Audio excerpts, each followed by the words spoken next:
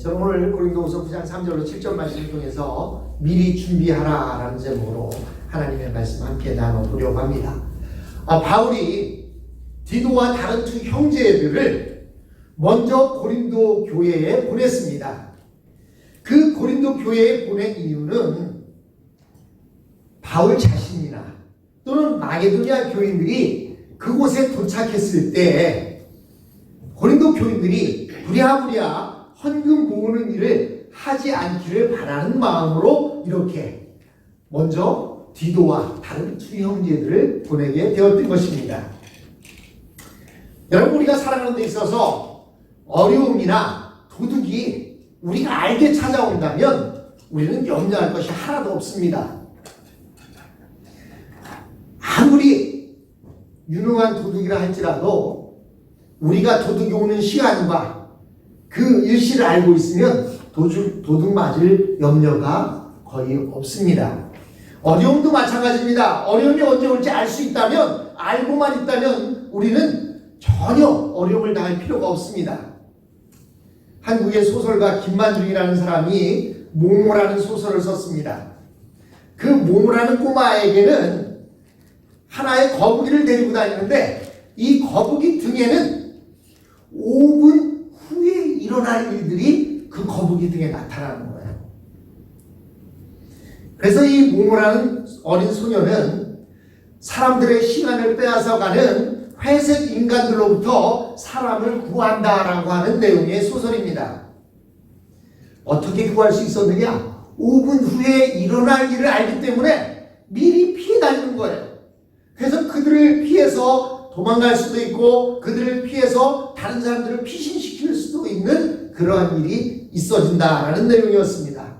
이렇게 우리가 5분 후에 일어날 일만 알아도 우리는 염려하며 살 필요가 없습니다. 그런데 어려움은 갑작스럽게 찾아옵니다. 이렇게 어려움이 갑작스럽게 찾아왔을 때 누군가 어려움을 당한 것을 알고 허겁지겁 도우려고 하면 어느 때에는 도우려고 했지만 상황이 끝나버리는 경우들이 종종 있습니다. 과거 한국의 삼풍백화점이 무너진 뒤에 그 건물을 파헤치면서 구조활동을 피던 사람들이 그 구조활동을 하면서 느낀 것이 우리가 구조대를 만들어서 이런 일이 있을 때를 대비해야 되겠다 라고 생각을 해서 구조대를 만들었다고 합니다. 그래서 그 구조대를 만들어 놓고 매일매일 하는 일이 뭐냐면 어떤 상황이 일어났을 때 어떻게 대처할 것인가를 열심히 훈련하고 연습했다고 합니다. 그래서 그들 때문에 결국 어려움에 처한 많은 사람들을 구출할 수도 있었다고 합니다. 그런데 터키에서 지진이 일어나자 이 구조대들이 우리가 저 지진이 일어난 터키 사람들, 우리의 형제 국가라고 말하는 터키 사람들을 도우러 가자 해서 부랴부랴 짐을 싸고 터키로 날아가 보니까 이미 상황은 끝이 나고 그리고 구조대들은 철수를 하고 있더라는 것입니다. 구조라고 하는 것은 가장 긴박할 때 적재적소에 지원되어져야 하기 때문에 미리 준비되어 있어야 하고 가까이 있어야 합니다. 여러분이 여러분 집안에 왜 캐시를 이렇게 조금씩 두고 있습니까? 은행 가서 찾을 시간이 없을 정도로 급한 일이 생겼을 때 그것으로 무엇인가 할 수 있게 하기 위해서 또 우리 어카운트마다 얼마 정도의 돈을 예비해 놓고 있어요. 왜 그렇습니까? 언제 무슨 일이 일어날지 모르기 때문에 그때 상황을 대비해서 어카운트에 돈을 넣어놓고 있기도 합니다. 그리고 여러분들이 생명보험을 든다든지 자동차 보험을 드는 이유가 무엇입니까? 언제 어느 때 무슨 일이 일어날지 알지 못하기 때문입니다. 오늘 바울 선생님은 고린도 교인들이 자기와 마게도니아 교인들이 그곳에 도착하기 전에 헌금을 미리 준비해 놓기를 바라고 있습니다. 이에 대해 바울은 이 일이 그만큼 중요할 뿐만 아니라 그래야만 억지가 되지 않기 때문이라고 말하고 있습니다. 5절에 보면 개역개정은 이렇게 말하고 있습니다. 이러므로 내가 이 형제들로 먼저 너희에게 가서 너희의 전에 약속한 연보를 미리 준비하도록 권면하는 것이 필요한 줄 생각하였느니 이렇게 준비하여야 참 연보답고 억지가 아니니라. 옛날 사람들은요, 헌금을 해도 그 헌금에 엄청난 의미를 담았습니다. 그래서 예전에 제가 말씀드린 대로 저희 아버지는 토요일만 되면 그 지전이라고 하는 10판짜리 1원밖에 안 되는 돈인데 그걸요 1원이면 그때 당시에 눈가사람 2개 사 먹을 그런 돈이었어요. 주일학교 갈 때 헌금하라고 그것을 숯불 다리미로 토요일만 되면 다려서 저에게 주던 그 시절이 생각이 납니다. 그만큼 옛날 사람들은 연보라고 하는 것에 대해서 아주 귀하게 여겼어요. 같은 돈이지만 주님 앞에 드리는 돈은 거룩한 돈이라고 생각했기 때문에 조금이라도 가지고 있는 것 가운데 깨끗한 거, 구겨지지 않은 거, 어디 찢어지지 않은 거, 모가 나지 않은 것으로 드리려고 노력했습니다. 또한 레위기나 신명기에 보면 적은 것이나 눈먼 것들 이런 것을 주님 앞에 드리지 말라고 한 이야기도 있습니다. 그래서 그런지 우리의 옛 성도들은 헌금에도 엄청난 의미를 담아서 헌금할 돈을 미리 준비했습니다. 그래서 일주일 내내 가게를 하는 사람들도 가게를 하면서 들어온 돈들 가운데 아주 힘걸리고 빳빳하고 깨끗한 돈이 있으면 그것을 따로따로 이렇게 떼어놨어요. 왜 떼어놨습니까? 이왕이면 좋은 것으로 떼어놓았다가 그것으로 주일날 주님 앞에 드리고 싶어하는 그러한 마음들이 있었습니다. 이렇게 옛날 사람들이 이렇게 하는 이유는 그것을 미리 준비해 놓고 또 그것이 참 연보답게 하겠다라고 하는 그런 의지들이 있었습니다. 그렇다면 오늘 우리가 헌금하는 우리의 자세들은 어떻습니까? 물론 우리 가운데 거의 대부분들은 그래도 그런 열정이 있습니다. 그래서 헌금할 때에도 집에서부터 미리미리 봉투에 넣어서 준비해 온다든지 또는 헌금할 돈을 따로 준비해서 봉투에 넣어서 이렇게 헌금을 합니다. 그리고요 또 어떤 분들은 그것을 헌금 봉투에 넣을 때마다 그 헌금 봉투 붙잡고 기도하고 봉투에다 넣고 자기 이름을 쓰는 그런 분들도 있습니다.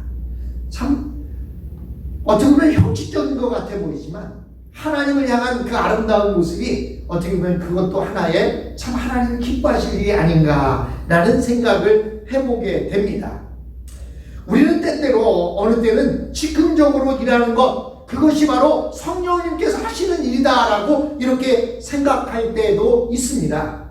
그러나 우리는 천사도 아니고 하나님은 더더욱 아니기 때문에 무엇인가 제대로 하려면 준비하는 시간이 필요합니다. 어떤 시험을 치르기 위해서도 준비가 필요하고 어떤 큰 공사를 하려고 해도 상당 기간 동안 준비 기간이 필요합니다. 어떤 일에 대비해 미리 준비하는 것은 죄가 아니라 그것이 사실 제대로 된 일임을 알 수가 있습니다. 제가 17년 전에 이곳에 오면서 우리 교회에 새로운 건축을 필요로 한다 해서 그때부터 우리가 함께 기도하면서 준비했다가 그 준비된 것으로 이렇게 친교실을 지을 수가 있었습니다. 사실 인원도 몇 명 안 되는 인원 속에서 저렇게 친교실을 지을 수 있었다는 것 그것은 하나님의 은혜였고 또 미리부터 준비되어 있었기 때문에 가능한 일이었지 않은가 이렇게 생각해 봅니다. 여러분 어떤 일에 대비해서 미리 준비하는 것은 참으로 중요한 것입니다. 교통사고에 대비해서 보험을 가입하는 것도 그렇습니다. 그것이 보험에 든다고 해서 불신앙이라고 말하는 사람은 요즘은 없을 거예요.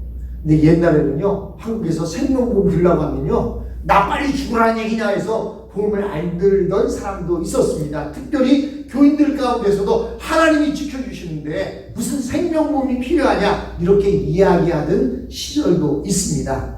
그러나 그것이 신앙은 아닙니다.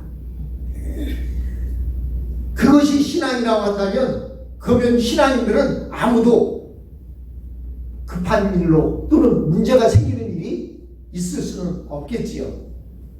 여러분 우리가 사고가 터진 뒤에 무엇을 준비한다는 것은 어느 때는 너무나 늦은 감이 있습니다. 하나님께서는 우리에게 돈에 대해 많은 체험을 주신 것 같습니다. 중요한 것은 하나님의 뜻이고 하나님의 심이다라고 하는 체험입니다. 아무리 우리가 어떤 것을 하려고 해도 아무리 열심히 돈을 모아도 어느 때는요, 내가 어디에 써야지 하고 돈을 모았는데 엉뚱당도 않은 곳에 돈이 빠져나가는 경우도 있습니다. 그러면서 우리가 느끼는 것은 중요한 것은 하나님의 뜻이다. 그리고 하나님의 때다. 내가 아무리 내 때를 정해놓고 그때 이것을 쓰리라 해도 하나님의 때가 아니면 쓸 수도 없고 하나님의 때가 아니면 그 전에 다른 곳으로도 빠져나갈 수가 있다는 것입니다. 우리가 이렇게 하나님의 뜻과 하나님의 시기만 잘 분별하면 하나님께서는 우리가 필요로 하는 모든 것들을 다 채워주신다는 사실을 우리는 발견할 수 있습니다.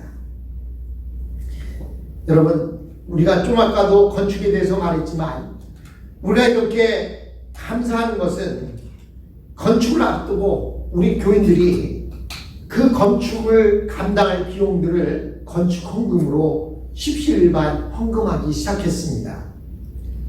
그렇게 해서 헌금한 그 비용으로 건축을 시작했고 건축을 마쳤습니다. 그리고 5만 불 정도의 돈을 은행에서 빌리긴 했지만 1년도 되지 않아서 그 모든 비용도 다 갚을 수가 있었습니다. 이것이 바로 하나님께서 원하신 때가 아니었을까, 저는 그렇게 생각해 봅니다. 사실 우리 같은 적은 인원에 무슨 론을 얻어서 무엇을 한다는 것은 쉬운 일이 아닐 것입니다. 그래도 더 숫자가 적어지기 전에 그렇게 새로운 신교실을 만들어서 나중에는 숫자가 더 적어지거나 이 예배당에 낡아서 어려움이 생기면 그곳에서 예배도 드리고 친교도 할 수 있는 그런 아름다운 친교실을 이렇게 만들 수가 있었습니다. 그런데요, 이렇게 우리가 무엇인가를 준비한다고 하는 것에 있어서 우리가 이렇게 준비해야 할 이유는 사실 주님의 재림과도 맞물려 있습니다.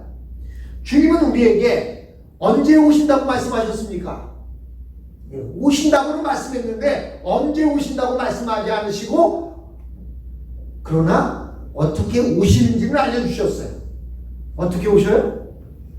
도둑같이 오신다. 도둑같이 오신다고 이렇게 말씀하셨습니다. 도둑은 언제 훔치러 오겠다고 말하지 않습니다. 특히 도둑은 설마 오지 않겠지라고 생각할 때 온다는 것입니다. 우리는 언제든지 주님이 부르시면 가진 것을 남겨두고 떠날 준비가 되어 있어야 합니다. 그러므로 항상 떠날 준비를 해야 하고 언제든지 주님이 요구하시면 순종할 자세를 가지고 있어야 합니다. 죄나 욕심에 빠져 있으면 우리는 도움을 필요로 하는 사람들의 어려움에 눈이 가지 않습니다.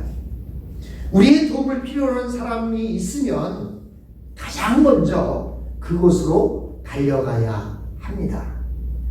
특히 911 같은 그런 구조대들은 생명을 살리는 귀한 일을 많이 합니다.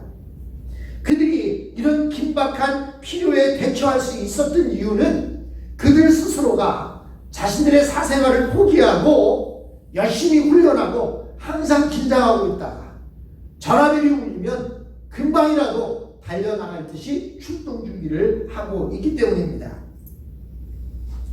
그런데요, 간혹 한국에서는 이 한국과 미국은 정반대인 거 아시죠?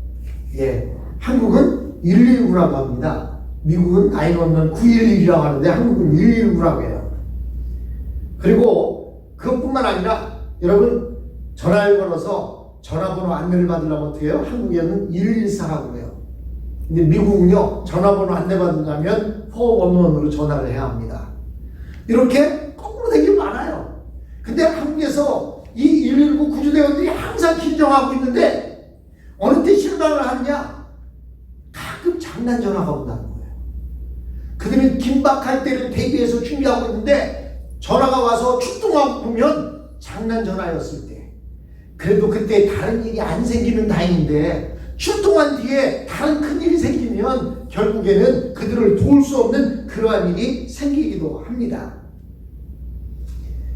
여러분, 나이 먹는 분이 항상 준비하고 있다가 전화가 오면 달려나가듯이 우리도 이처럼 항상 준비가 되어 있어야 합니다.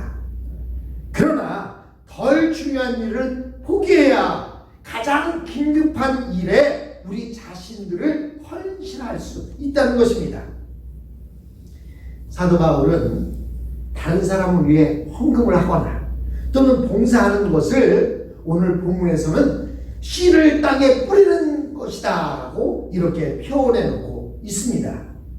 6절로 7절에 보니까 이는 곧 적게 심는 자는 적게 거두고 많이 심는 자는 많이 거둔다 하는 말이로다. 각각 그 마음에 정한 대로 할 것이요 인색함으로나 억지로 하지 말지니 하나님은 질결한 자를 사랑하신다 라고 이렇게 말씀하고 있습니다.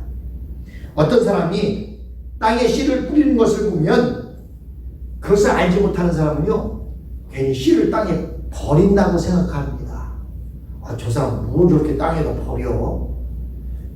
그러나 땅에 씨를 뿌리는 것은 씨를 버리는 것이 아니라 심는 것입니다. 어떤 사람은 땅에 씨를 뿌리는데 그의 손에 남아있는 씨가 거의 없습니다. 왜 그렇습니까? 아깝다고요. 씨 좀 남겨두면 결국에는 그만큼 거두질 못합니다. 또 다 뿌리고 나면 거두어드릴 때 씨앗을 또 따로 남겼다가 씨를 훑으면 되는 거예요. 많은 씨를 뿌린 사람에게는 가을이 되면 그 뿌린 씨로 인하여 수십 배, 수백 배로 돌아오게 됩니다.